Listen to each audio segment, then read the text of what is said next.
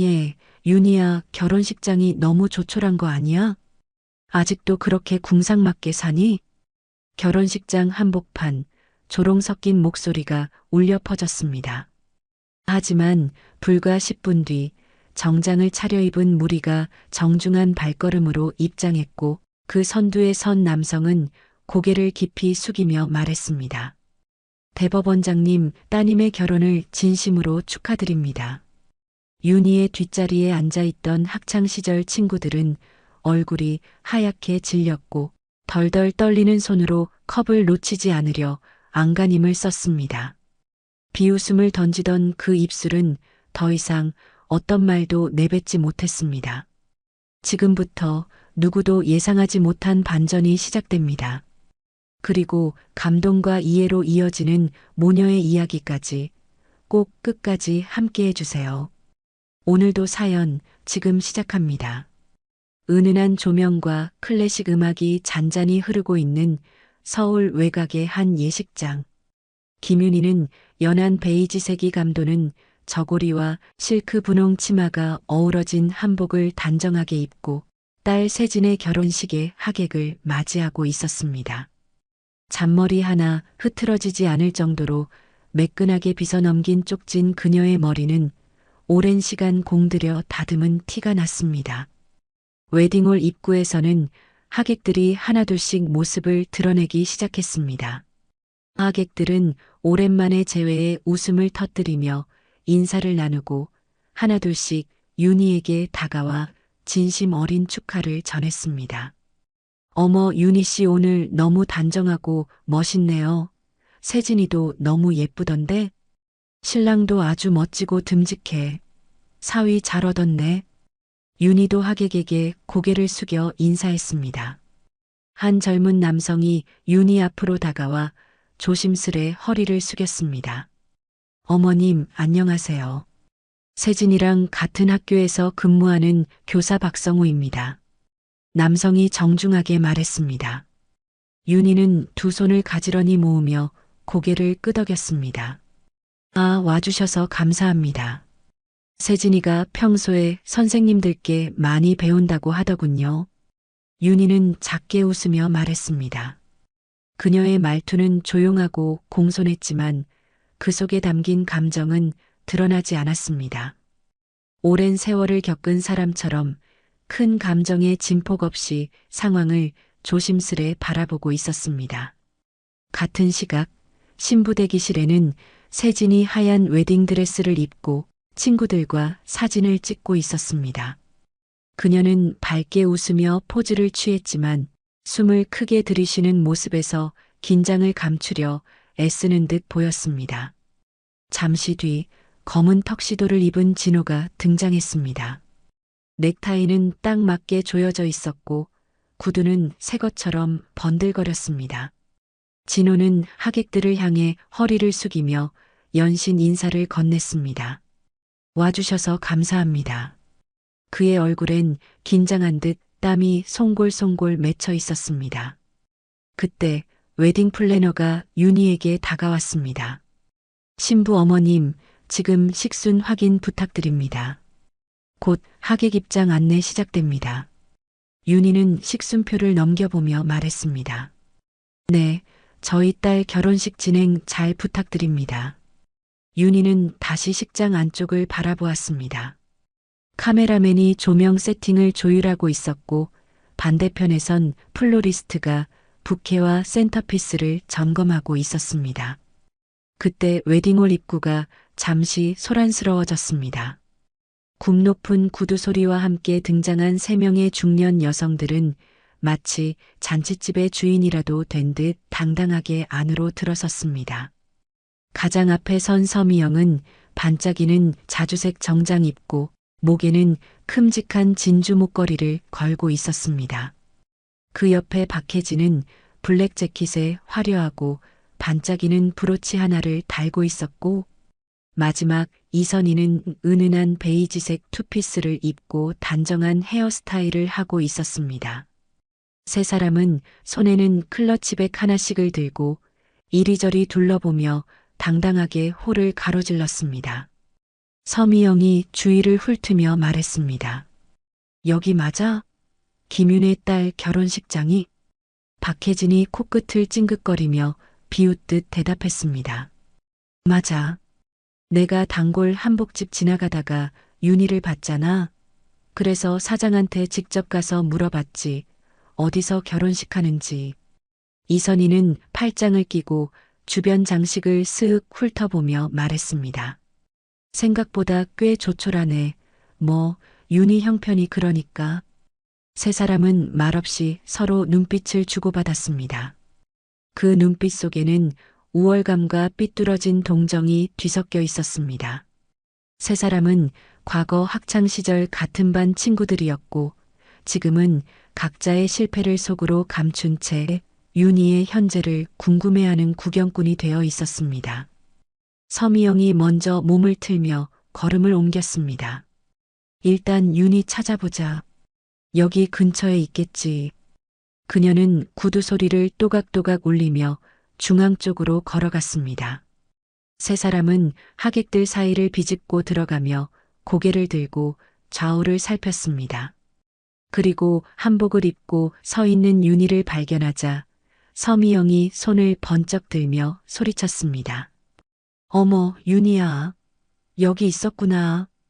그녀는 일부러 더 크게 말하며 주변 사람들의 이목을 끌었습니다. 윤희는 소리에 반사적으로 고개를 돌렸고 순간적으로 표정이 굳었습니다.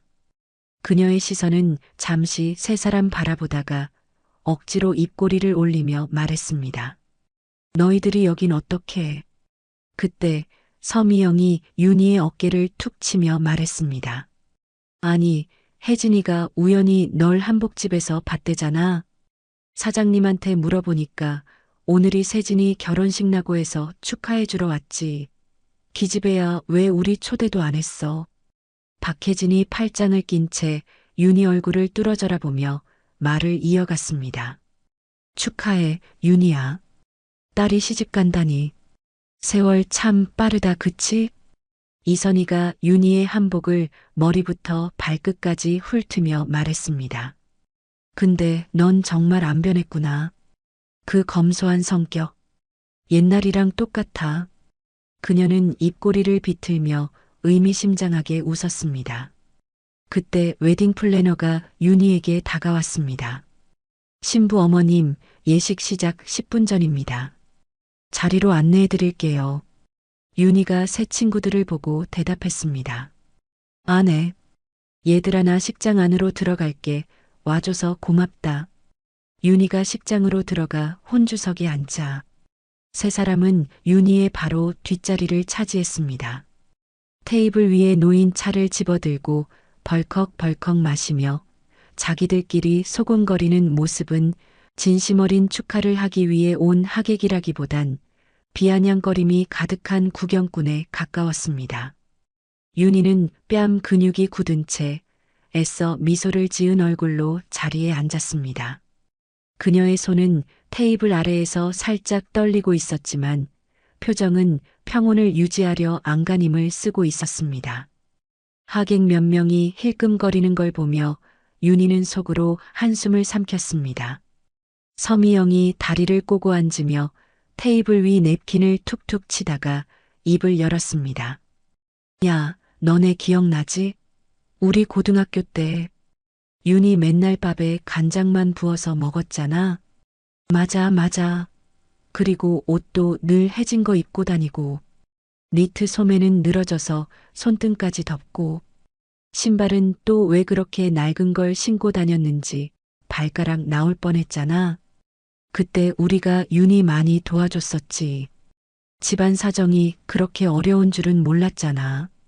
도시락 뚜껑 열면 밥 위에 무말랭이 하나 덩그러니 얹혀 있고 세 사람의 대화 속에는 말끝마다 조롱과 멸시가 깃들어 있었습니다. 윤희는 뒷자리에서 들려오는 그 말들을 침착하게 듣고 있었지만 잔잔히 떨리는 숨결이 그녀의 어깨를 따라 흔들리고 있었습니다. 윤희는 혼주석에 앉아 40년 전 기억을 짧게 떠올렸습니다. 윤희는 아버지를 일찍 여의고 어머니가 학교 청소와 빨래 일을 하며 겨우 생계를 잇던 집안의 장녀였습니다. 동생 둘을 돌보느라 매일 새벽부터 밥을 짓고 도시락을 싸야 했고 새 옷 한 벌 없이 중고 옷만 돌려 입었습니다. 그 시절 이 세 친구는 늘 자신보다 앞자리에서 윤희를 흘겨보며 수군거리던 존재였습니다. 그때 윤희의 흐르던 생각을 끊어낸 박혜진의 목소리가 등 뒤에서 또렷하게 들려왔습니다. 한복도 요즘 스타일은 아니잖아. 색깔도 신부 엄만데 좀 화려하게 입지. 그녀는 물잔을 들어 입술만 축이듯 홀짝 마시며 눈을 내리깔았습니다. 서미영이 눈을 가늘게 뜨며 덧붙였습니다. 근데 윤희는 무슨 일을 하는 거야? 생긴 건 딱 공무원 스타일이긴 한데. 회사원인가? 윤희는 입술 안쪽을 살짝 깨물며 표정을 억지로 다잡았습니다. 하객들이 조용히 앉아 웨딩 시작을 기다리고 있던 순간 웨딩홀 입구 쪽에서 묘한 소란이 일기 시작했습니다. 정장을 입은 검은 실루엣들이 줄지어 걸어 들어오고 있었습니다. 그들의 표정은 엄숙했고 발걸음에는 일치된 리듬이 느껴졌습니다. 순간 실내의 공기가 바뀌었습니다. 하객들은 하나둘씩 고개를 돌려 그들을 바라보고 수군거리기 시작했습니다. 저 사람들 누구야? 분위기가 심상치 않은데? 경호원인가? 뭔 일 났나? 그 무리의 맨 앞에 선 남성이 곧장 혼주석으로 향했습니다. 은빛 안경을 쓴 깔끔한 옆가르마, 각 잡힌 검정 양복과 반짝이는 구두까지 단정함의 정석이었습니다. 그는 윤희가 앉아있는 자리 앞에 이르자 두 발을 모으고 고개를 숙였습니다. 김정호 대법원 수석 부장판사였습니다. 그가 허리를 깊게 숙이며 정중하게 말했습니다. 대법원장님, 따님분의 결혼을 진심으로 축하드립니다. 그의 목소리는 또렷하게 웨딩홀 안에 울려 퍼졌습니다. 뒤따르던 대법원 판사들과 고등법원장, 사법행정처 관계자들까지 일제히 고개를 숙였습니다. 축하드립니다. 대법원장님. 그들의 인사가 끝나자 순간 웨딩홀 전체가 얼어붙은 듯 고요해졌습니다. 혼주석 바로 뒷줄에 앉아있던 서미영이 입을 다문 채 윤희를 바라보았습니다. 얼굴이 순식간에 굳더니 입술이 하얗게 바짝 말라 있었습니다. 박혜진은 눈이 커진 채 손에 들고 있던 종이컵을 떨어뜨릴 뻔했습니다. 이선희는 말을 잇지 못한 채 멍하니 윤희의 뒷모습만 응시하고 있었습니다. 서미영이 목소리를 낮춰 중얼거렸습니다. 대법원장이라고? 윤희가? 그녀는 자리에서 일어나려다 다리에 힘이 풀린 듯 다시 주저앉았습니다. 박혜진이 고개를 절레절레 저으며 말했습니다. 아니, 이게 말이 돼? 그녀는 귀를 의심하며 앞을 뚫어지게 바라봤습니다. 이선희는 굳은 표정으로 웨딩홀 천장을 올려다봤습니다. 진짜, 윤희가? 그녀는 허탈한 웃음을 삼켰습니다. 그 모든 시선을 조용히 받아내던 윤희가 자리에서 일어났습니다. 한복의 치맛자락이 정갈하게 펴졌고 그녀는 천천히 허리를 숙이며 말했습니다.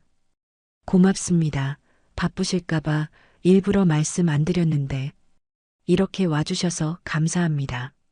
목소리는 온화했지만 그 안에는 단호함과 품격이 있었습니다. 김정호가 고개를 끄덕이며 말했습니다. 대법원장님의 따님 혼사에 참석할 수 있어 영광입니다. 그녀는 뒤를 돌아보며 동료들에게 자리를 안내했습니다. 하객들은 술렁이기 시작했습니다. 대법원장이야? 저분이? 윤희 씨가? 정말 대법원장이 맞대. 그것도 현직? 윤희는 다시 자리에 앉으며 시선을 아래로 내렸습니다. 손등 위엔 조용히 힘이 들어가 있었고 시선은 여전히 차분했습니다. 뒷자리에서 아무 말도 못하고 있던 동창 셋은 몸을 바짝 굳힌 채 더는 속삭이지 않았습니다. 그리고 그 광경을 신부 세진이 무대 한편에서 지켜보고 있었습니다. 흰 드레스를 입은 채 부케를 손에 든 그녀는 그대로 굳어 있었습니다. 입술이 바짝 말라 있었고 눈동자는 혼란스러움으로 가득 차 있었습니다. 그녀는 조용히 혼잣말처럼 중얼거렸습니다. 엄마가 뭐라고? 대법원장? 세진의 눈은 윤희를 향해 있었지만 시선은 허공에 멈춰 있었습니다. 진호는 세진의 손을 조심스럽게 잡고 말했습니다. 세진아, 괜찮아? 얼굴이 하얘졌어. 괜찮아. 그냥 조금 당황스러워. 그 말에 진호가 차분히 대답했습니다. 분명 말 못할 사정이 있으셨을 거야. 언젠가는 말씀해 주실 테니까 그때까지 기다리자. 그렇게 결혼식은 조용하고 차분한 축하 속에 마무리가 되었지만 세진의 마음속은 정리되지 않은 감정으로 복잡했습니다. 하지만 세진은 그 감정을 숨긴 채 미소를 지으며 식장을 나섰고 신혼여행길에 올랐습니다. 신혼여행을 다녀오고 일주일 뒤 세진은 신혼집 거실에 앉아 있었습니다. 소파에 등을 기댄 채 웨딩 앨범을 펼쳐 놓았지만 사진은 눈에 들어오지 않았습니다. 머릿속에는 결혼식 당일 터진 진실이 마치 번개처럼 맴돌고 있었습니다. 민수가 주방에서 머그잔 2개를 들고 조심스레 걸어왔습니다. 찻잔에선 은은한 유자향이 피어올랐습니다. 진호가 세진 옆에 앉으며 말했습니다. 여보, 이젠 좀 괜찮아졌어? 세진은 찻잔을 받아들며 작게 한숨을 내쉬었습니다. 왜 엄마는 나한테 말하지 않았을까? 대법원장이라고. 진호가 세진의 무릎 위에 손을 올리며 진지하게 말했습니다. 분명 이유가 있었을 거야. 어머님이 이유 없이 그러실 분은 아니잖아. 세진이 고개를 돌리며 말을 이어나갔습니다. 나는 내가 어릴 때부터 엄마가 냉정한 사람이라고 생각했었거든. 세진은 손가락으로 눈가를 문질렀습니다. 그녀의 눈동자엔 섭섭함과 깨달음, 여러 가지 감정이 뒤섞여 있었습니다. 민수가 조심스럽게 찻잔을 내려놓으며 말했습니다. 그래도 이제는 이해되지 않아? 왜 그렇게 바쁘셨는지, 왜 그렇게 철저하셨는지. 세진은 고개를 끄덕이긴 했지만 입술은 질끈 다물어졌습니다. 이해는 돼. 항상 냉정하고 감정을 표현해주지도 않고, 그래서 그냥 엄마는 원래 그런 사람이라고 생각했어. 그녀는 앨범을 덮고 자리에서 벌떡 일어났습니다. 거실 창가로 다가가 밖을 내다보며 혼잣말을 내뱉었습니다.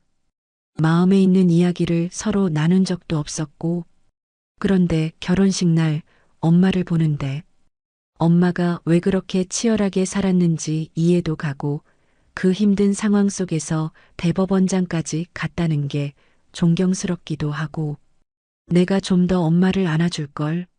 이런 생각도 들고. 복잡하네. 어머님이랑 둘이 이야기해봐. 그런 마음 어머님 아시면 좋아하실 것 같은데? 응, 그래야겠어. 다음 날 아침 학교에 도착한 세진은 교무실 문을 열자마자 무언가 이상한 기운을 느꼈습니다. 동료 교사들이 모여 작은 소리로 수군거리고 있었고 그녀가 들어서자 다들 조용해졌습니다. 복도에서 마주친 후배 교사가 수줍게 물었습니다. 선생님, 진짜예요? 어머님이 대법원장이신 거? 세진은 무표정한 얼굴로 짧게 대답했습니다. 응, 맞아. 점심시간 도시락을 먹으려던 세진의 교실 문이 열렸습니다. 교장 선생님이 공손한 태도로 들어왔습니다. 세진 선생님, 괜찮으시면 잠깐 얘기 나눌 수 있을까요? 세진이 자리에서 일어나며 대답했습니다. 예, 말씀하세요. 교장은 주변을 두리번거리더니 낮은 목소리로 말했습니다. 어머님이 대법원장이시라면서요. 정말 대단하세요. 혹시라도 도움이 필요면 말씀드려도 될까요?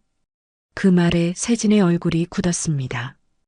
교장의 말투에는 존경보다는 어색한 기대와 눈치가 섞여 있었습니다. 그녀는 고개만 끄덕인 채 교장을 돌려보냈습니다. 빈 교실에 혼자 남겨진 세진은 창밖을 바라보며 중얼거렸습니다. 이래서 엄마가 말 안 한 거였구나. 그녀는 허리를 굽혀 도시락 뚜껑을 열었습니다. 한 입도 먹지 않은 채 젓가락만 들고 있었습니다. 그날 오후 세진은 처음으로 어머니의 선택이 얼마나 무거운 것이었는지 깨닫기 시작했습니다. 퇴근 후 세진은 친정집 현관 앞에서 한참을 망설이고 있었습니다. 문 앞에 서서 손잡이를 잡았다 놓기를 몇 번, 결국 그녀는 가볍게 벨을 눌렀습니다. 문이 열리자 윤희가 환한 얼굴로 문 밖을 내다보았습니다. 우리 딸, 신혼여행은 어땠어? 어디 다친 데는 없고? 세진이 피식 웃으며 고개를 끄덕였습니다. 응, 다치진 않았고. 대신 멘탈이 나갔지. 거실로 들어선 세진은 조용히 소파에 앉았습니다. 윤희는 바쁘게 주방을 오가며 차를 준비했습니다. 얼마 후 윤희가 연한 대추차를 내려놓고 마주 앉았습니다. 어색한 정적 속 차에서 김만 올라왔습니다. 세진이 윤희를 바라보며 말했습니다. 결혼식 날 엄마 정말 멋있었어. 윤희는 찻잔을 들고 있다가 순간 동작을 멈췄습니다. 응? 엄마가? 우리 딸 결혼식인데 너가 예뻤지. 엄마가 대법원장이라는 걸 그날 처음 알았잖아. 근데 그 장면을 직접 보니까 숨이 턱 막히더라. 나 엄마를 너무 몰랐던 것 같아. 세진은 소매로 눈가를 훔치며 말했습니다. 내가 바보 같아서 내 엄마가 얼마나 대단한 사람인지 왜 이제야 느꼈을까 싶어서. 잠시 고요한 시간이 흘렀습니다. 윤희는 허리를 펴고 자세를 고쳐 앉았습니다. 눈빛에는 평소와는 다른 부드러움이 스며 있었습니다. 그녀는 세진의 손을 조용히 감싸며 말했습니다. 세진아, 사실은 나도 내게 말하고 싶었어. 수천 번, 수만 번. 그런데 엄마가 대법원장이라는 걸 네가 알게 되고 또 주변 사람들이 알게 되면 사람들의 시선과 편견 속에서 내 삶에 불필요한 무게가 더해질까 걱정됐어. 대법원장 딸이라는 무게가 널 짓누르고 그 그늘이 너를 더 외롭게 만들까 봐. 그게 가장 걱정됐어. 세진이 그 말을 듣고 눈물을 훔치며 말했습니다. 엄마가 얼마나 치열하게 살아왔을지 내가 사회생활을 해보니까 알겠더라고. 그리고 나를 왜 그렇게 엄격하게 키웠는지도. 윤희는 고개를 끄덕이며 작은 미소를 지었습니다. 그건 엄마가 미안해. 엄마가 표현이 서툴러서 널 외롭게 했을 것 같아. 두 사람 사이에 조용한 온기가 흘렀습니다. 그리고 잠시 말을 멈췄던 윤희는 조용히 말을 이어나갔습니다. 세진아, 엄마도 해줄 말이 있어. 너가 몰랐을 엄마의 이야기를 이제는 들려주고 싶어.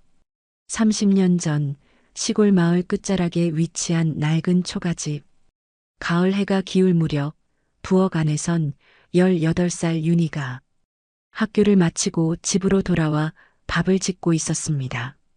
낡은 가스레인지 위엔 군데군데 긁힌 냄비가 올려져 있었고 뚜껑에선 보글보글 김이 새어나오고 있었습니다.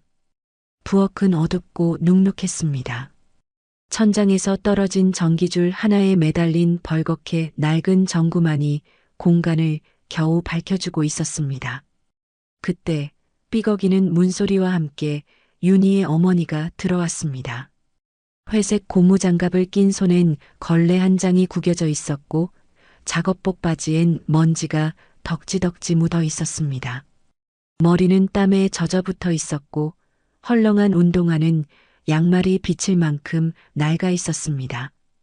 그녀는 무거운 몸을 이끌고 싱크대 앞으로 다가가 고무장갑을 벗으며 말했습니다. 윤희야, 동생들은 어디 갔니? 윤희가 주걱을 내려놓고 고개를 돌렸습니다. 마당에서 놀고 있어요.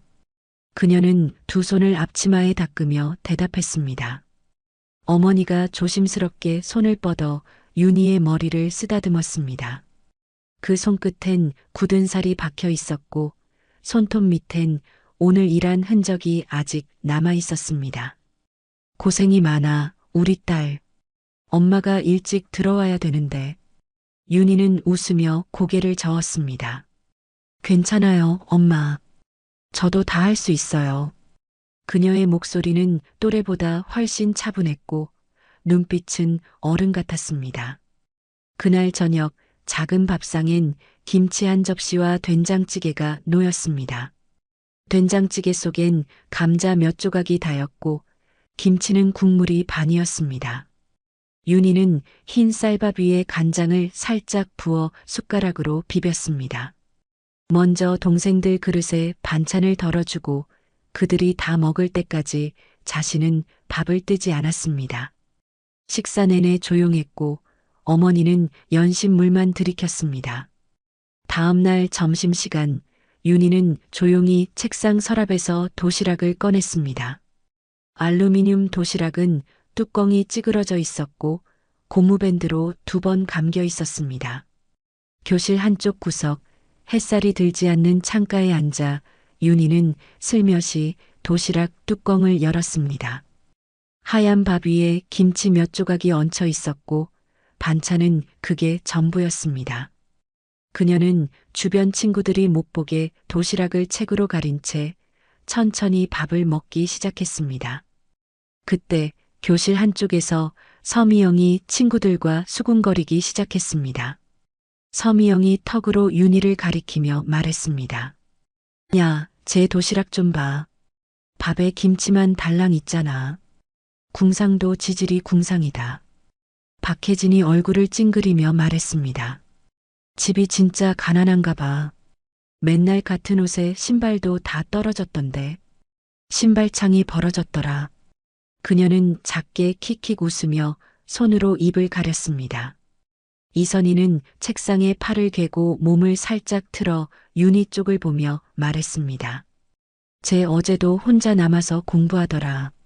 친구도 없고 완전 왕따야. 윤희는 그들의 말이 다 들렸지만 고개를 들지 않았습니다. 천천히 밥을 넘기고 김치를 접어 얹으며 무표정하게 먹었습니다. 그녀는 아무 말 없이 도시락을 닫고 그대로 가방을 챙겨 도서관으로 향했습니다. 책상 앞에 앉아 책을 펴는 순간 그제야 깊은 숨을 한번 내쉴 수 있었습니다.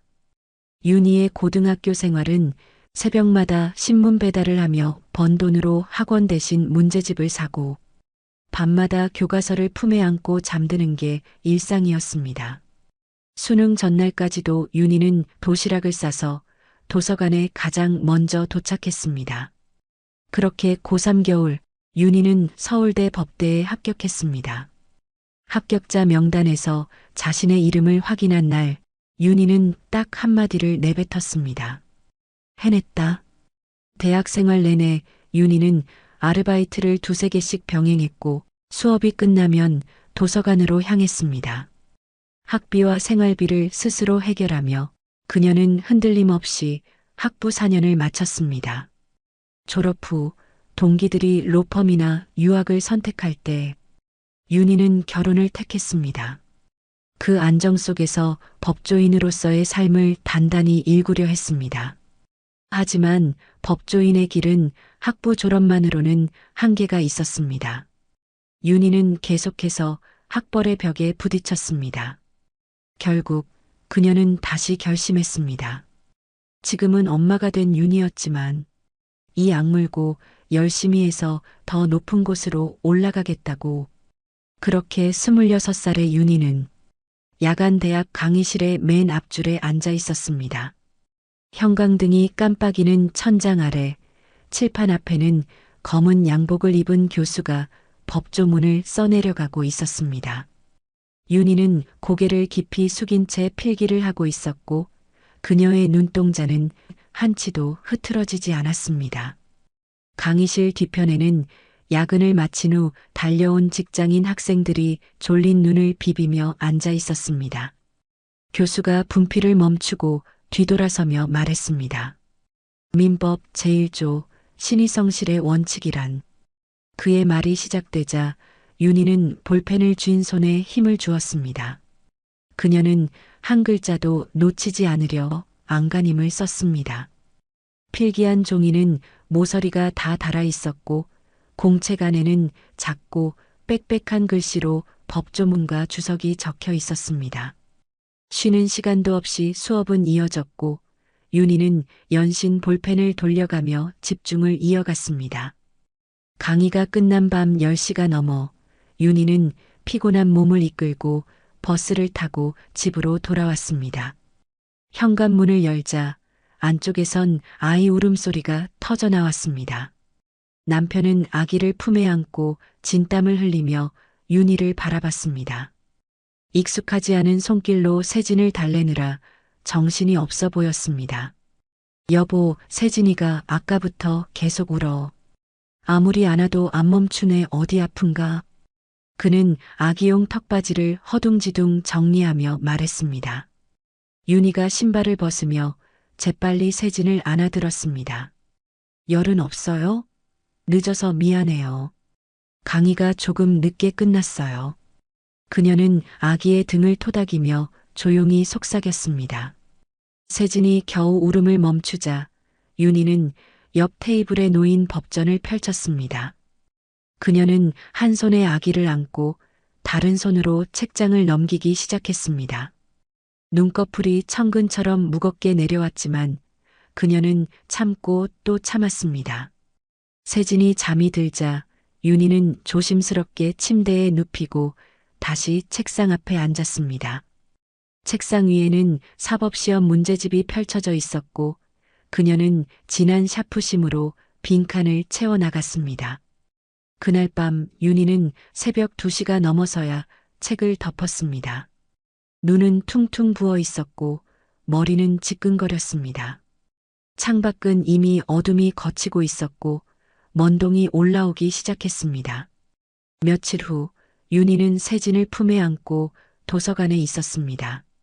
딸아이의 몸을 앞가방에 안고 앉은 채 두꺼운 책을 펴놓고 연습 문제를 풀고 있었습니다. 주변 사람들의 시선이 부담스러웠지만 집에서는 집중이 어려웠습니다. 세진이 갑자기 울음을 터뜨리자 윤희는 황급히 자리에서 일어나 도서관 바깥으로 걸음을 옮겼습니다.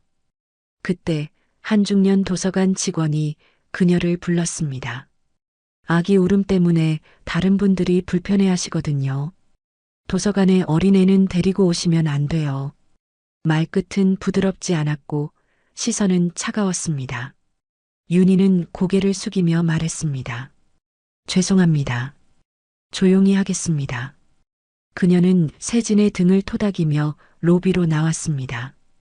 그날 밤 윤희는 이불 속에서 소리 없이 울었습니다. 잠든 아이의 얼굴을 바라보며 손끝으로 눈가를 훔쳤습니다. 몸도 마음도 아무것도 쉬운 게 없다는 현실이 숨을 막히게 했습니다. 하지만 다음 날 아침 윤희는 변함없이 일어났습니다. 그렇게 이 악물고 공부한 끝에 사법고시에 합격하고 5년이 지났습니다. 지방법원 7층 회의실, 벽 한쪽엔 월간 배당회의라고 적힌 종이가 붙어 있었습니다. 긴 테이블 양옆으로 정장을 차려입은 판사들이 앉아 있었고 대부분 중년 남성들이었습니다.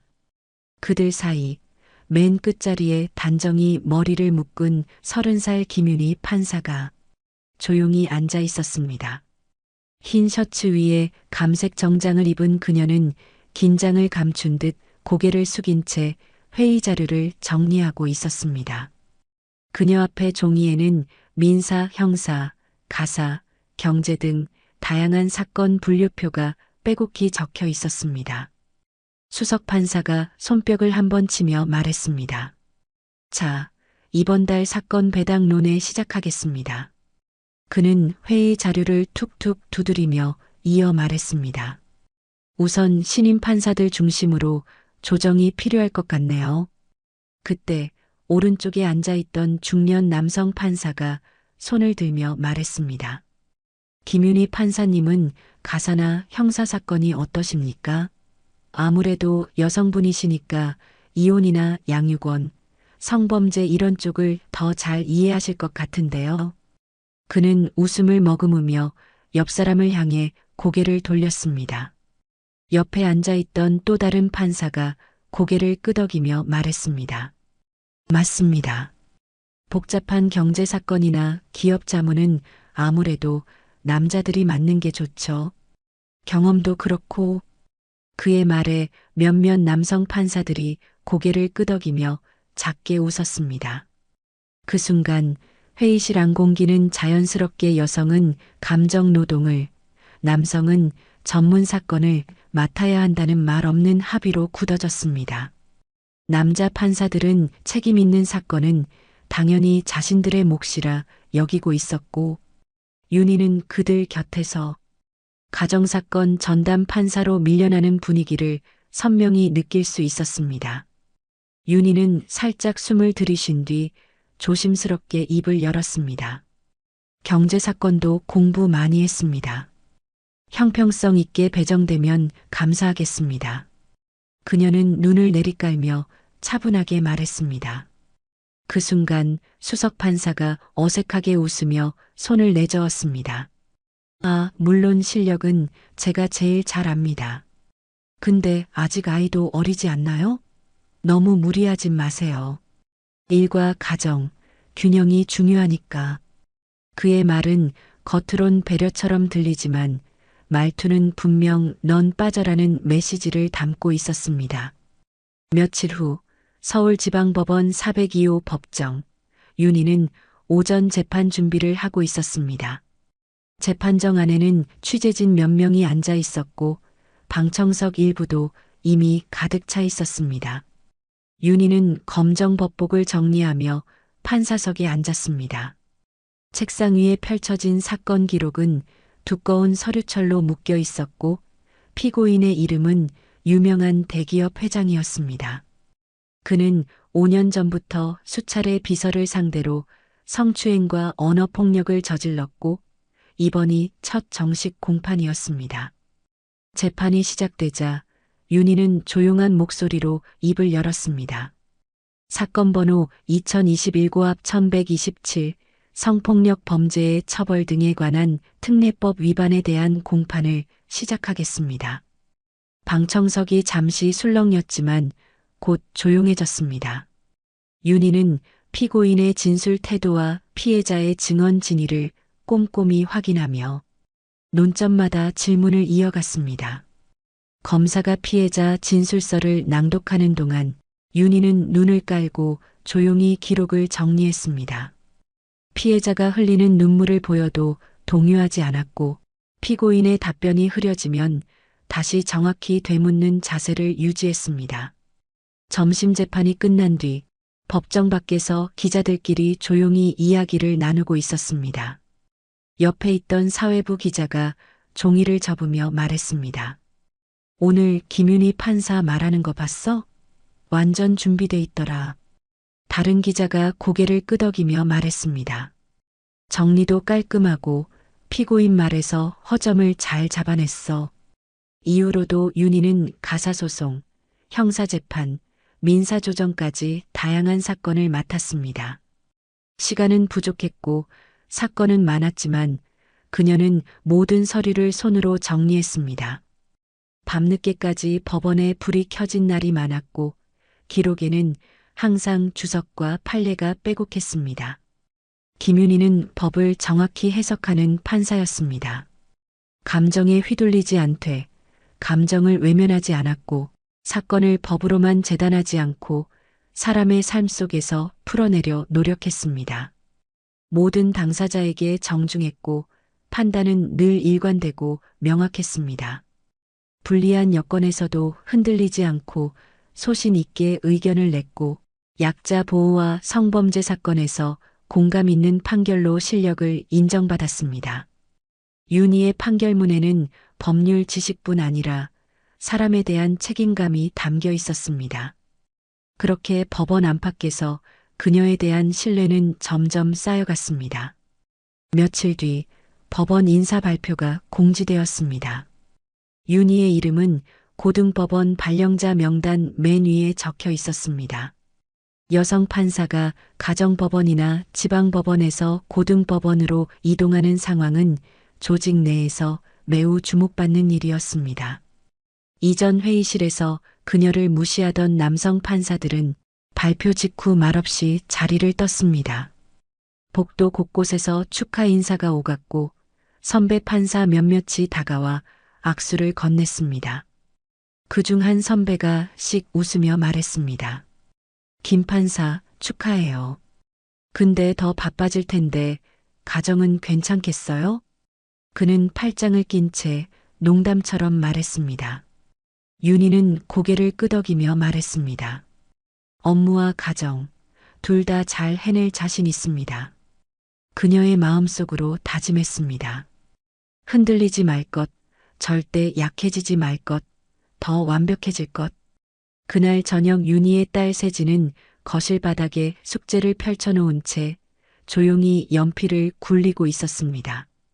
시계 초침이 째깍거리며 8시를 넘어가고 있었지만 현관문은 조용했습니다. 책상 옆에는 반쯤 남은 김밥 도시락이 놓여 있었고 식탁 위에는 아직 전등조차 켜지지 않은 채 어둠이 그대로 내려앉아 있었습니다. 세진은 고개를 돌려 문 쪽을 바라보다가 다시 연필을 잡았습니다. 하지만 눈은 공책이 아닌 현관 쪽을 향하고 있었습니다. 엄마는 언제 오는 거지? 한편 그 시각 윤희는 법원 사무실에서 재판 기록을 정리하고 있었습니다. 사건 번호가 적힌 파일철이 책상 위에 어지럽게 놓여 있었고 형광펜 자국이 빽빽한 페이지들이 책상 끝까지 쌓여 있었습니다. 시계는 어느덧 저녁 8시 10분을 가리키고 있었고 사무실엔 그녀 혼자만이 남아 있었습니다. 윤희가 책상에 앉은 채 세진에게 전화를 걸었습니다. 세진아, 엄마야. 숙제는 다 했니? 그녀의 목소리는 차분했지만 목 뒤로 흘러내린 땀이 목깃을 적시고 있었습니다. 네, 엄마. 거의 다 했어요. 언제 오세요? 세진은 연필을 내려놓고 무릎을 껴안은 채 묻고 있었습니다. 윤희가 입술을 깨물며 대답했습니다. 조금만 더 있다 갈게. 저녁은 냉장고에 있는 반찬으로 먹어. 엄마 일 마무리하고 금방 갈게. 그녀는 수화기를 내려놓고 다시 사건 기록을 펼쳤습니다. 눈은 문장을 따라가고 있었지만 마음은 딸아이 얼굴에서 벗어나지 않았습니다. 다음 날 아침 윤희는 서둘러 세진의 머리를 빗겨주고 있었습니다. 세진은 교복 셔츠를 입은 채 거울을 보며 말했습니다. 엄마, 오늘 학예에 오시는 거죠? 제가 무대에서 시 낭송해요. 그녀는 기대에 찬 얼굴로 엄마의 눈을 바라보았습니다. 윤희가 세진의 앞머리를 정리하며 말했습니다. 엄마가 최선을 다해볼게. 꼭 가려고 해. 그러나 마음 한쪽에선 이미 알고 있었습니다. 같은 시간 중요한 재판이 배당되어 있다는 걸. 오후 2시 서울지방법원 304호 법정. 윤희는 흰 가운을 입은 채 증인의 진술을 받아 적고 있었습니다. 방청석은 꽉 들어차 있었고 재판장은 냉정하고 팽팽한 분위기로 흘러가고 있었습니다. 그녀는 목소리를 내며 증인을 주시하고 있었지만 마음 한편은 무대 위에 서 있을 세진을 그리고 있었습니다. 재판이 끝나자마자 윤희는 재판 기록을 가방에 넣고 서둘러 학교로 향했습니다. 운동장은 이미 텅 비어 있었고 강당의 불도 꺼진 뒤였습니다. 학교 교실 앞에 도착했을 때 윤희는 유리창 너머로 작은 그림자를 보았습니다. 세진은 혼자 책상을 정리하고 있었습니다. 교실엔 아무도 없었고 칠판엔 학예에 감사합니다라는 글씨만 덩그러니 남아 있었습니다. 윤희가 교실 문을 열며 숨을 고르며 말했습니다. 세진아. 그녀는 딸을 향해 다가갔습니다. 세진이 고개를 들더니 눈가가 벌써 젖어 있었습니다. 엄마 왜 이렇게 늦게 왔어요? 친구들 엄마는 다 왔는데. 그녀는 가방을 맨 채 똑바로 윤희를 바라봤습니다. 윤희가 안아주려 팔을 벌리며 말했습니다. 미안해, 엄마가 정말 오려고 했는데 중요한 일이 있어서. 하지만 세진은 고개를 돌리고 한 발짝 물러섰습니다. 세진이 눈물을 참으며 말했습니다. 엄마는 일이 저보다 더 중요해요? 그 말이 윤희의 가슴 한가운데를 찔렀습니다. 그날 밤 세진은 이불을 덮은 채 깊은 숨을 쉬고 있었습니다. 윤희는 딸의 옆에 조용히 앉아 흐르지 않게 참던 눈물을 터뜨렸습니다. 성공한 판사와 좋은 엄마, 그 사이에서 어떻게도 답을 내릴 수 없는 자신이 원망스러웠습니다. 딸의 볼을 가만히 어루만지며 윤희는 한참을 그 자리에 앉아 있었습니다. 다음 날 세진은 현관문을 살짝 열고 조심스럽게 들어왔습니다. 가방에서 구겨진 성적표를 꺼낸 그녀의 손끝은 불안하게 떨리고 있었습니다. 식탁에 앉아 서류를 정리하던 윤희는 고개를 들고 딸을 바라봤습니다. 세진은 고개를 숙인 채 조심스럽게 성적표를 건넸습니다. 윤희가 성적표를 받아들고 숫자를 확인했습니다. 수학 70점, 평균보다 낮은 점수였습니다. 하지만 윤희는 놀라지도 눈썹을 찌푸리지도 않았습니다. 윤희가 성적표를 테이블에 내려놓으며 말했습니다. 수학이 좀 어려웠구나. 목소리는 낮고 담담했고 그 속에 따지려는 기색은 없었습니다. 세진이 눈을 떨구며 말했습니다. 죄송해요, 엄마. 다음에는 더 열심히 할게요. 그녀는 손가락으로 셔츠 단추를 매만지며 목소리를 낮췄습니다. 윤희가 세진 옆으로 자리를 옮기며 말했습니다. 점수는 지나간 일이야. 지금 중요한 건 어디서 틀렸고 왜 틀렸는지 정확히 아는 거야. 다음에 같은 실수만 안 하면 되는 거니까. 그녀는 펜을 들고 문제지를 펼쳤습니다. 윤희는 아이를 혼내지 않았습니다. 대신 틀린 문제마다 왜 틀렸는지 함께 짚어나갔습니다. 설명은 간단했고 표정은 흔들리지 않았습니다. 며칠 후 세진은 등굣길 가방끈을 질질 끌며 현관에 들어섰습니다. 윤희는 마침 식탁에 앉아 서류를 정리하던 중 고개를 들었습니다. 세진의 표정이 평소와 달랐습니다. 어깨는 축 늘어져 있었고 입술은 질끈 다물려 있었습니다. 윤희가 조용히 컵을 내려놓으며 말했습니다. 학교에서 무슨 일 있었어? 세진이 교복 주머니에서 종이 한 장을 꺼내 책상 위에 놓았습니다. 글쓰기 대회 나가기 싫어졌어요. 그녀는 눈을 피하며 말했습니다. 어차피 잘 쓰는 애들은 정해져 있어요. 저 같은 애가 뽑히는 건 그냥 숫자 채우려고 그런 거예요. 윤희가 자리에서 일어나 천천히 세진 맞은편으로 자리를 옮겼습니다. 너무 지레짐작하지 마. 도전이 중요한 거지 결과가 중요하진 않아. 포기가 더 비겁한 거야. 세진은 고개를 푹 숙이며 말했습니다. 엄마는 로봇 같아요. 정답만 말해요. 듣다 보면 맞는 말이긴 한데 그냥 넌 잘할 수 있다고 말해주면 안 돼요? 윤희는 아이의 말에 잠시 생각에 잠긴 듯 눈을 감았다가 다시 떴습니다. 그리고 조용히 펜을 집어들며 말했습니다. 정확히 지금 너가 흔들리는 이유를 알아야 다음번엔 더 용기를 갖고 해낼 수 있지. 시작도 안 해보고 포기하는 거, 그건 진짜 창피한 거야. 그녀는 종이를 세진 앞에 다시 밀어주며 덧붙였습니다. 세진이 조용히 엄마를 바라봤습니다. 윤희는 싱크대 옆 의자에 앉으며 말을 이었습니다.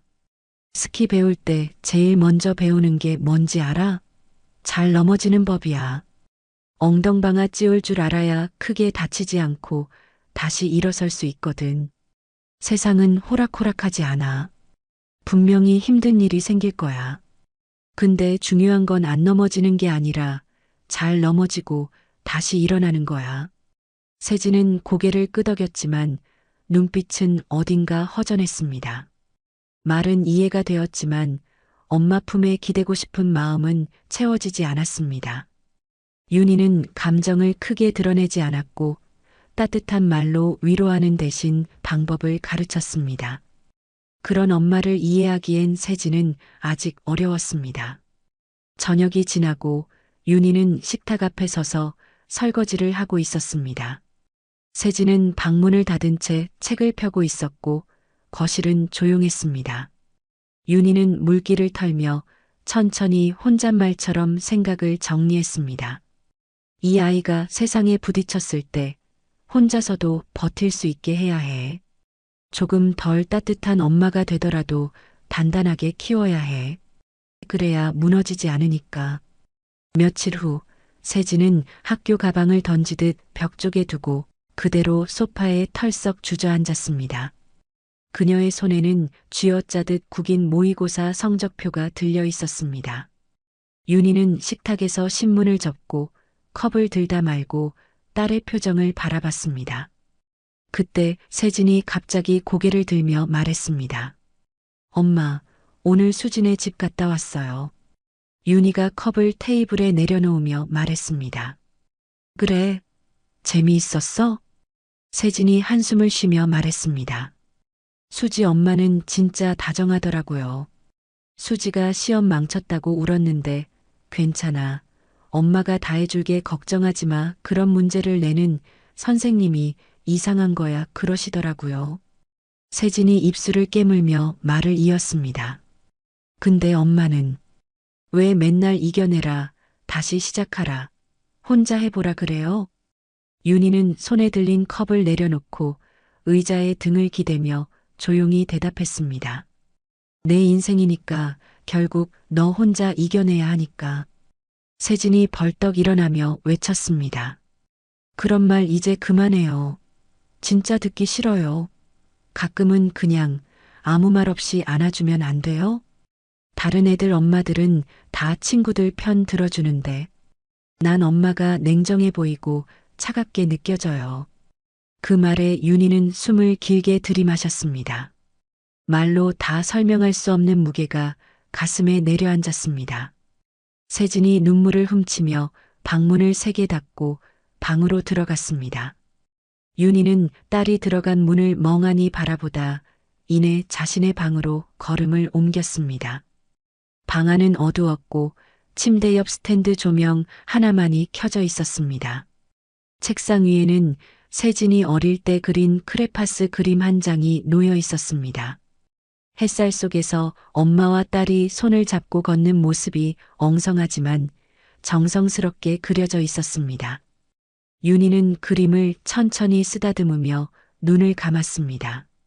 자신의 방식이 옳다고 믿었지만 그 방식이 딸에게 상처를 주고 있고 어떤 방향으로 가야 맞는 건지 혼란스러웠습니다. 대학교 1학년이 된 세진은 기숙사 방에서 혼자 라면을 끓여 먹고 있었습니다. 처음 집을 떠나 혼자 살게 된 지 2달이 지났지만 생활에는 큰 어려움이 없었습니다. 세탁기 돌리는 법, 방 청소, 쓰레기 분리수거까지 모두 익숙했습니다. 바쁜 엄마 덕분에 어릴 때부터 자기 일을 스스로 해야 했고 언제나 남이 해주길 바라기만 하면 스스로 설 힘을 잃게 된다고 귀에 못이 박히게 들으며 자랐습니다. 그래서 세진에게 혼자 무언가를 해내는 일은 낯설지 않았고 오히려 당연한 일이었습니다. 며칠 뒤 교육학과 수업 시간. 교수는 칠판에 정서 발달이라는 단어를 또박또박 쓰고 나서 학생들을 바라보며 말을 이었습니다. 아이들에게는 사랑과 따뜻한 격려가 꼭 필요합니다.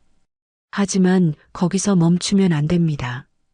그 바탕 위에서 아이 스스로 판단하고 문제를 해결할 수 있는 힘을 길러주는 것이 진짜 교육입니다. 그런 환경에서 자란 아이는 건강한 자존감을 갖게 되고 삶을 스스로 선택할 수 있는 힘도 커지죠. 세진은 노트에 조용히 필기를 하다가 펜을 멈춘 채 마음속으로 생각했습니다. 사랑 아이들에겐 무조건적인 사랑이 필요한 거야. 난 냉정하게 대하는 게 싫어. 세진은 어릴 적 자신이 가장 갈망했던 건 엄마의 사랑이었다고 느꼈습니다. 늘 혼자 해봐, 견뎌야지라는 말만 들었던 기억이 떠올랐습니다. 세진은 옆자리 친구에게 고개를 돌려 조용히 속삭였습니다. 나는 나중에 꼭 아이들한테는 무조건적인 사랑만 줄 거야. 무섭게 굴지 않고 그냥 따뜻하게만 해줄래. 그녀의 표정에는 결심이 담겨 있었습니다. 그 다짐은 오랫동안 말하지 못했던 갈망에서 비롯된 것이었습니다. 몇 달 뒤 세진은 교육 실습을 나갔습니다. 초등학교 3학년 교실에서 아이들과 처음 마주한 날 그녀는 아이들의 이름을 정성껏 외우고 하나하나 눈을 맞추며 인사했습니다.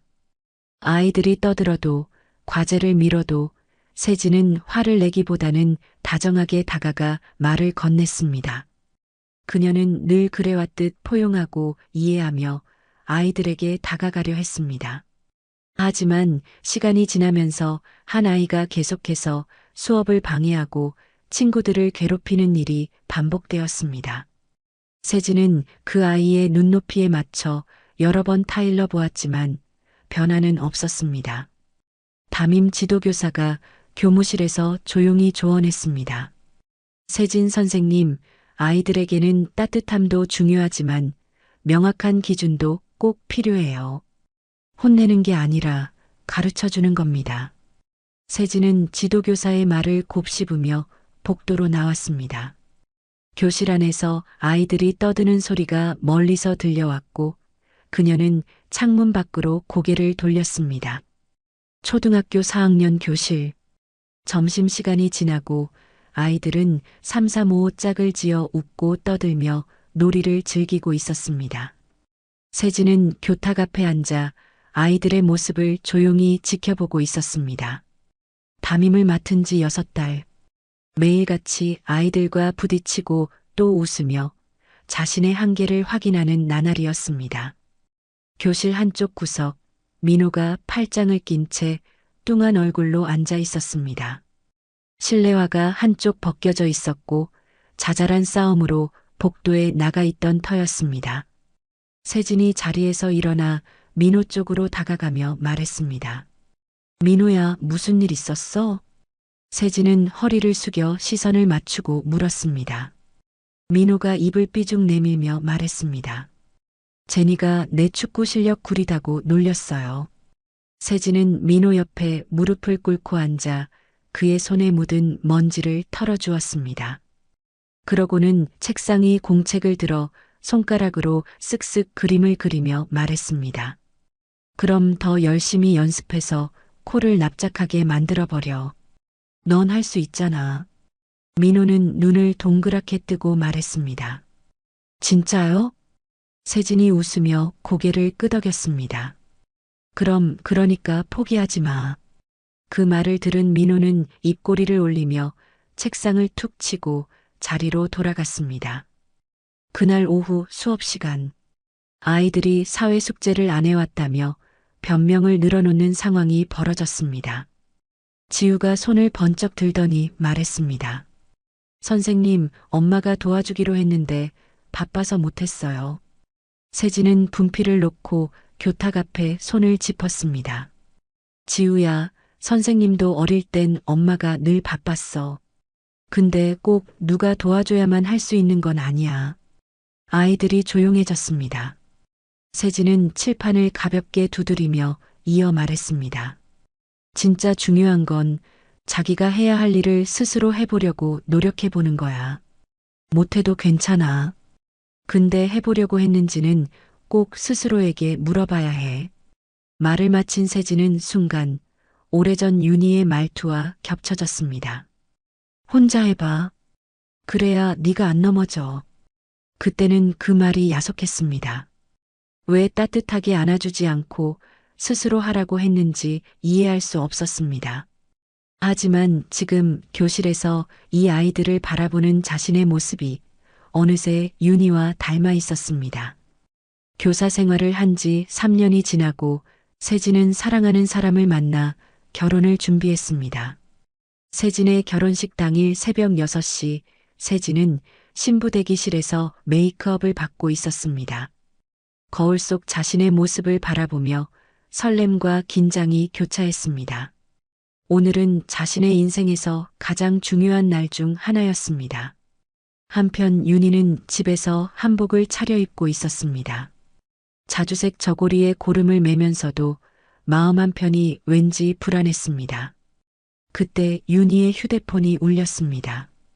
세진에게서 온 전화였습니다. 세진의 목소리가 약간 떨리고 있었습니다. 엄마, 지금 어디세요? 나 너무 떨려요. 빨리 와주세요. 윤희가 차분하게 대답했습니다. 곧 갈게, 세진아. 긴장하지 말고. 윤희는 딸의 목소리에서 긴장감을 느꼈습니다. 신부 대기실에서 세진과 마주한 윤희는 딸의 아름다운 모습에 감동했습니다. 하지만 윤희은 감정을 드러내지 않았습니다. 조용히 박수를 치며 딸의 행복한 모습을 지켜보았습니다. 예상치 못했던 것은 동창들의 등장이었습니다. 윤희은 당황했지만 평정심을 유지하려 했습니다. 그리고 더욱 예상치 못했던 것은 대법원 직장 동료들이었습니다. 윤희 미리 알리지 않았는데도 그들이 찾아와 경례를 했습니다. 오랫동안 숨겨왔던 자신의 지위와 성취가 공개되는 순간이었습니다. 하지만 윤희에게 가장 중요한 것은 딸의 행복이었습니다. 자신이 주목받는 것보다 세진이가 아름다운 신부로 기억되기를 바랐습니다. 결혼식이 끝난 후 윤희는 세진이와 진호에게 조용히 축하 인사를 건넸습니다. 행복하게 살아, 세진아. 고마워요, 엄마. 그 순간 윤희은 자신의 역할이 끝났다는 것을 느꼈습니다. 이제 세진이는 완전히 독립된 성인이 되었고 자신만의 가정을 꾸려갈 것이었습니다. 윤희이 오랫동안 품어왔던 교육 철학이 결실을 맺는 순간이었습니다. 딸이 스스로 설 수 있는 강인한 여성으로 성장했다는 것을 확인할 수 있었습니다. 김윤희의 긴 이야기가 끝났습니다. 거실 공기는 마치 숨을 멈춘 듯 조용했고 세진은 양 무릎 위로 깍지 낀 손을 올린 채 뚫어지게 바닥만 바라보고 있었습니다. 눈동자에 차오른 눈물은 애써 참으려 해도 자꾸만 흘러내렸습니다. 세진이 조심스럽게 얼굴을 들고 말했습니다. 엄마, 나 진짜 몰랐어요. 엄마가 그렇게 치열하게 살았는지. 엄마 참 외로웠겠다. 입술을 꾹 깨문 채 세진은 한마디씩 힘겹게 꺼냈습니다. 난 엄마가 날 별로 안 좋아하는 줄 알았어요. 친구 엄마들은 다 해주고 토닥여주고 시험 망치면 그냥 안아주는데 엄마는 늘 그 말이었잖아. 스스로 해봐. 한 번 더 생각해봐. 이겨내봐. 세진은 눈물을 닦으며 이야기를 계속 이어나갔습니다. 그때는 진짜 미웠거든. 근데 이제 알겠어요. 그게 이 세상을 내 힘으로 살 수 있게 엄마가 도와준 거라는 거. 지금의 내가 이렇게 혼자 스스로 살아낼 수 있는 건 엄마 덕분이에요. 엄마가 날 강하게 키운 덕분이야. 윤희는 손등으로 눈가를 닦으며 천천히 말했습니다. 스스로 버티는 법 안 배우면 엄마가 없을 땐 무너지거든. 그래서 참은 거야. 매번 참았어. 가슴은 찢기는데 도와주지 않는 게 도와주는 거니까. 근데 엄마도 많이 부족했어. 사랑을 좀 더 표현해 줄걸. 두 사람의 눈에서 같은 속도로 눈물이 흘렀습니다. 그동안 서로가 못다한 말이 방 안 가득 번졌습니다. 엄마 진짜 고마워요. 그리고 미안해요. 나 엄마 무시하고 엄마 마음 모르고 나만 서운해했어요. 세진이 윤희의 무릎에 이마를 기댔습니다. 나 이제 엄마 사랑받고 자랐다고 당당하게 말할 수 있을 것 같아요. 윤희가 딸을 와락 끌어안았습니다. 우리 세진이 진짜 다 컸네. 엄마가 너 많이 사랑해. 정말 많이. 잠시 후 세진이 눈물 섞인 웃음을 지으며 말했습니다. 엄마, 나 이제 엄마 자랑할 거야. 내 엄마가 대한민국 대법원장이라고. 그 자리까지 올라간 진짜 멋진 여자라고. 윤희는 코끝이 찡해진 얼굴로 머리를 끄덕였습니다. 고마워 세진아. 모녀는 그렇게 처음으로 서로의 마음을 알아가고 있었습니다. 남은 저녁은 조용했지만 그 어떤 날보다 깊고 따뜻한 밤이었습니다. 윤희는 냄비 뚜껑을 열고 된장찌개의 간을 봤습니다. 구수한 냄새가 부엌 가득 퍼졌고 입꼬리가 살짝 올라갔습니다. 두 사람은 식탁에 나란히 앉아 밥을 먹었습니다. 수저가 부딪히는 소리 외엔 잠시 말이 없었습니다. 밥 한 술 뜬 윤희가 먼저 입을 열었습니다. 세진아, 요즘 학교 일은 어때? 애들 가르치는 게 보통 일 아니잖아. 세진은 밥알을 꾹꾹 씹으며 고개를 끄덕였습니다. 힘들긴 해요. 근데 엄마 말대로 애들한테 휘둘리면 끝이더라고요. 그래서 마음 단단히 먹고 있어요. 세진은 젓가락을 내려놓고 윤희를 바라보며 말했습니다. 엄마처럼 냉정한 사람이 되지 않겠다고 다짐했었는데 결국 엄마한테 배운 걸 그대로 하고 있더라고요. 식사가 끝나고 세진이 설거지를 하고 있을 때 전화벨이 울렸습니다. 윤희가 수화기를 들자 익숙한 목소리가 들려왔습니다. 윤희야, 나 미영이야. 윤희는 눈을 가늘게 뜨며 입을 굳혔습니다. 그래, 미영아. 무슨 일이야? 서미영의 목소리가 낮고 느리게 흘러나왔습니다. 그날 결혼식 진짜 미안했어. 내가 너무 예의 없었어. 윤희는 찬물에 손을 적시듯 담담하게 말했습니다. 괜찮아. 나도 이제는 그런 일에 흔들릴 나이가 아니야. 그래도 마음에 걸려서 예전 학교 다닐 때 우리가 너한테 상처 준 것들도 다 미안해. 윤희는 깊게 숨을 들이쉬었습니다. 우리 모두 철없던 시절이지 뭐. 그 뒤로 박혜진, 이선희까지 차례로 전화를 걸어왔습니다. 다들 말끝마다 미안하다는 말을 여러 번 반복했습니다. 윤희는 한 사람 한 사람에게 담백한 말투로 대답했습니다. 그동안의 상처가 조용히 껍질을 벗듯 흩어져 갔습니다. 밤이 되자 세진이 외투를 챙기며 말했습니다. 엄마, 다음엔 진호랑 같이 올게요. 진호도 엄마 보고 싶대요. 윤희가 딸의 손을 꼭 잡았습니다. 그래, 그땐 된장찌개보다 더 맛있는 걸 해줄게. 세진은 활짝 웃었습니다. 식탁 위엔 텅 빈 그릇들이, 부엌 안엔 따뜻한 온기가 그대로 남아 있었습니다. 그날은 그렇게 오랜 응어리가 사라진 하루였습니다. 1년 후 산부인과 복도는 숨소리조차 조심스러울 만큼 조용했습니다. 윤희는 두 손을 모은 채 분만실 문을 뚫어져라 바라보고 있었습니다. 긴장으로 말라가는 입술을 몇 번이고 물어뜯던 윤희는 진호가 옆에서 서성이는 것도 눈에 들어오지 않았습니다. 갑자기 문이 열리며 간호사가 얼굴을 내밀었습니다. 산모랑 아이 모두 건강하세요. 그 짧은 말 한마디에 윤희는 두 다리에 힘이 풀렸습니다. 진호가 황급히 윤희의 팔을 받쳤습니다. 진짜 내가 애 낳을 때보다 더 숨 넘어가는 줄 알았어. 윤희가 한숨을 쉬며 손등으로 눈가를 훔쳤습니다. 얼마 후 작고 붉은 아기가 담요에 감겨 윤희 품에 안겼습니다.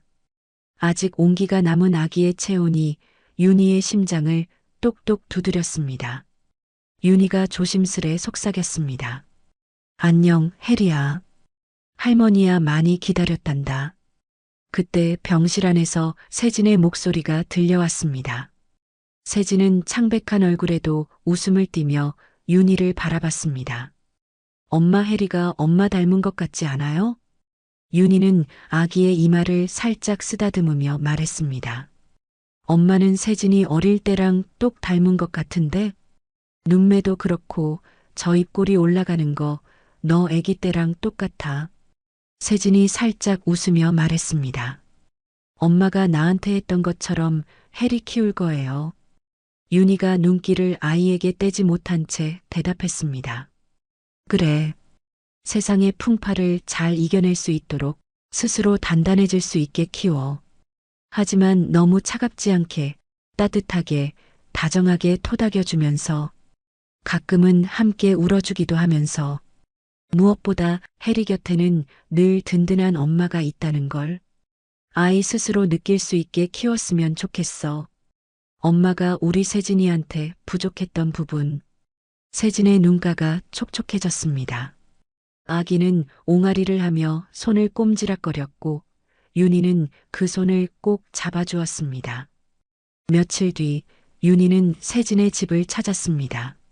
소파 위에 누운 해리가 손발을 허우적거리며 옹알이를 하고 있었습니다. 윤희는 조심스럽게 아이를 안으며 환하게 웃었습니다. 아이고, 우리 해리 많이 컸네. 세진이 윤희를 보며 말했습니다. 엄마, 저 요즘 매일 밤이 전쟁이에요. 잠은 언제 자고 밥은 언제 먹는지 모르겠어요. 세진이 고개를 떨구며 말했습니다. 윤희는 해리를 꼭 안아주며 말했습니다. 우리 딸 너무 힘들겠네. 그런데 시간이 지나면 다 추억이더라. 말끝을 흐리던 윤희가 조용히 덧붙였습니다. 그땐 너 혼자 걷는 걸 보면서 얼마나 기뻤는지 몰라. 엄마도 그 순간마다 조금씩 자라났거든. 세진이 고개를 끄덕이며 말했습니다. 이제야 정말 이해돼요. 엄마가 왜 그렇게 단단하려 했는지. 두 사람은 잠든 해리를 보며 함께 웃었습니다. 그렇게 10년이 지났습니다. 윤희의 집 거실 한가운데엔 학습지가 어지럽게 흩어져 있었습니다. 해리는 분홍색 원피스를 입고 할머니 무릎에 앉아 있었습니다. 해리가 커다란 눈망울로 윤희를 올려다보며 말했습니다. 할머니, 진짜 대법원장이에요? 진짜? 거짓말 아니죠? 윤희가 책장을 덮으며 웃었습니다. 손등으로 해리의 머리를 쓰다듬으며 말했습니다. 거짓말 아니야. 우리 해리 할머니 진짜로 대법원장 난다. 해리가 놀란 듯 입을 쩍 벌리고는 물었습니다. 그럼 나쁜 사람들 막 잡아가고 그랬어요? 총도 쏴요? 윤희가 웃음을 참으며 천천히 고개를 저었습니다. 아이고야, 총은 경찰 아저씨들이 쏘는 거고 할머니는 법으로 나쁜 사람을 벌주는 사람이지. 공평하게 억울한 사람 없도록 말이야. 소파 옆 테이블에 앉아있던 세진이 뜨개질을 멈추고 눈썹을 치켜들었습니다. 해리야, 너 할머니가 얼마나 고생해서 거기까지 올라갔는지 아니? 집도 없이 살던 시절에도 포기 안 하고 공부만 하셨대. 해리가 놀란 표정으로 윤희를 바라보며 말했습니다. 진짜요? 할머니, 그러면 힘들었을 때도 많았겠어요. 윤희는 조용히 고개를 끄덕였습니다. 손을 무릎에 얹은 채 단단한 표정으로 말했습니다. 많았지. 울면서 출근한 날도 있었고 억울해도 참고 버틴 날도 있었단다. 그래도 그때 안 포기해서 지금 이 자리에 있는 거지.